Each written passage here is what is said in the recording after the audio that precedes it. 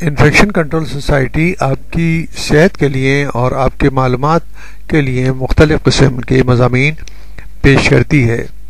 اس حوالے سے ہم ایسے مضامین بھی پیش کرتے ہیں جس کے متعلق ڈاکٹر حضرات آپ کو مشورہ دیتے ہیں اور ان کی وجہ سے آپ شش میں مطلع ہو جاتے ہیں کہ کیا کرنا چاہیے کیا نہیں کرنا چاہیے۔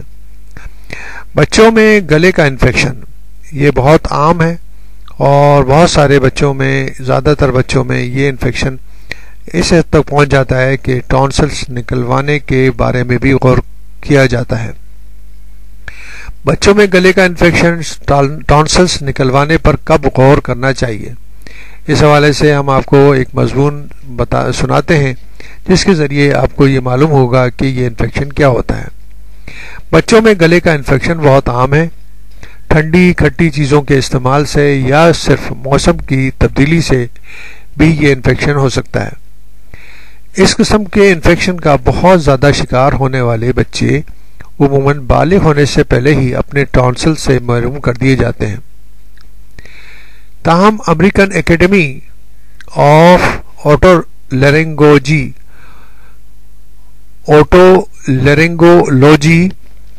کے قومی ہدایت نامے کے مطابق 18 سال سے کم عمر کے بچوں کو اگر سال بھر میں 7 سے کم مرتبہ گلے کا انفیکشن ہو تو انہیں دیکھنے اور انتظار کرنے کی پالیسی پہ عمل کرنا چاہیے۔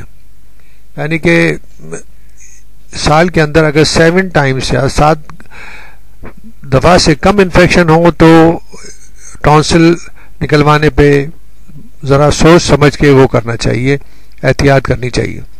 لیکن اگر ایک سال میں 7 سے زیادہ حلق کے انفیکشن ہو جائیں تو پھر ایسی صورت میں ٹونسلز کا نکلوانا ٹونسلیکٹومی انفیکشن کی تعداد کو کم کر سکتا ہے۔ اس ہدایت نامے کے مصنف ڈاکٹر رچرڈ ایم روزن فیلڈ نے کہا ہے کہ امریکہ میں ہر سال ٹونسلز نکالنے کے 5 لاکھ سے زائد آپریشن کیے جاتے ہیں۔ اس سلسلے میں جاری کردہ ہدایت نامے سے ڈاکٹروں اور والدین کو بہتر فیصلے کرنے میں مدد ملے گی۔ جو بچے ٹونسلز کی سوزش یعنی کہ انفلیمیشن سے اکثر پریشان رہتے ہیں وہ اس پر عمل کے نتیجے میں زیادہ بہتر زندگی گزار سکیں گے۔ امریکن اکیڈمی آف اوٹولرنگولوجی کے مطابق امریکہ میں بچوں کی جتنی بھی سرجری کی جاتی ہے ان میں ٹونسلز کی سرجری تیسری سب سے عام قسم کی سرجری ہے۔ ٹونسلز کی سوزش یعنی کہ ٹونسلائٹس کے علاج کے لیے ابتدا میں اینٹی بایوٹکس دوائیں دی جاتی ہیں، لیکن جب یہ انفیکشن بار بار ہونے لگے تو پھر ٹونسل نکال دیے جاتے ہیں۔ بعض اوقات نیند کی حالت میں بچوں کو سانس لینے میں دشواری ہوتی ہے، اس صورت میں بھی ٹونسلز الگ کر دیے جاتے ہیں۔ امریکن اکیڈمی آف پیڈیاٹرکس کے مطابق ٹونسلز گلابی رنگ کے 2 غدود ہیں جو منہ کے پچھلے حصے میں دونوں جانب لگے ہوتے ہیں۔ ہمارے جسم کو جراثیم اور وائرس کے حملے سے بچانے میں ان کا بھی کردار ہوتا ہے۔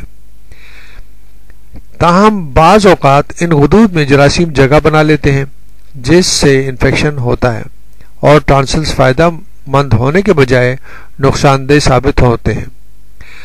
ماہر امراض سے اطفال کے لیے ٹونسلائٹس کی تشخیص دشوار ہو سکتی ہے، تاہم سرخ اور سوجے ہوئے ٹونسلز یا کھانے پینے کی چیزیں نگلتے ہوئے اگر بچہ تکلیف کی شکایت کرے تو یہ ٹونسلز کی سوزش یا ٹونسلائٹس کی علامت ہو سکتی ہے۔ یہ بھی ممکن ہے کہ انفیکشن کے باوجود کوئی علامت دیکھنے میں نہ آئے۔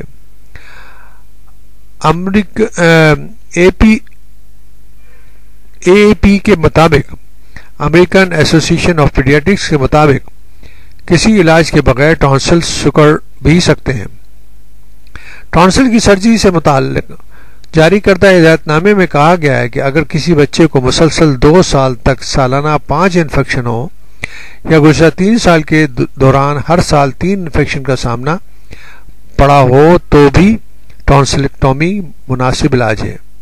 ہدایت نامے میں ڈاکٹروں سے کہا گیا ہے کہ سرجری کے بعد والدین کو بتایا جائے کہ درد اور تکلیف دور کرنے کے لیے کیا تدابیر اختیار کی جائیں۔ اس زمن میں والدین کو مشورہ دیا جاتا ہے کہ بچوں کو پانی اور مشروب زیادہ پلائے جائیں۔ اس کے علاوہ کچھ دوائیں بھی دی جا سکتی ہیں جو کہ درد کم کر سکتی ہیں۔ امریکن اکیڈمی آف اوٹو لیرنگولوجی نے ڈاکٹروں کو تاکید کی ہے کہ سرجری کے بعد اکثر و بیشتر اینٹی بایوٹکس دوائیں تجویز نہ کی جائیں۔ ٹونسلز نکالنے کے بعد بچوں میں بلیڈنگ، متلی، بخار کے علاوہ حلق اور کان میں درد کی شکایت بھی ہو سکتی ہے۔ ہم آپ کو بتانا چاہیں گے کہ نارملی طور پر یہ ٹونسلز جو ہیں وہ ایک مدافعتی نظام کے بہت اہم جز ہے، یعنی کہ بہت اہم اعضاء ہیں۔ جو چیزیں ہم کھاتے ہیں وہ چیزیں ان کے پاس سے ہو کے گزرتی ہیں۔ اگر اس میں وائرس، بیکٹیریا وغیرہ ہوتے ہیں تو ان کے ذریعے یہ معلومات مدافعتی نظام تک پہنچتی ہے کہ کس قسم کے وائرس، بیکٹیریا جو ہے کھانے کے ذریعے پہنچ رہے ہیں اور اینٹی باڈیز ڈیولپمنٹ شروع ہو جاتی ہے۔ تو اس لیے بتانا چاہتے ہیں کہ بہتر یہ ہوگا کہ بہت ہی زیادہ اگر مسائل ہوں تو ٹونسلیکٹومی کرانی چاہیے، نہیں تو نارملی اگر 2-4 انفیکشن ہوں سال میں تو ٹونسلیکٹومی پر غور نہیں کرنا چاہیے۔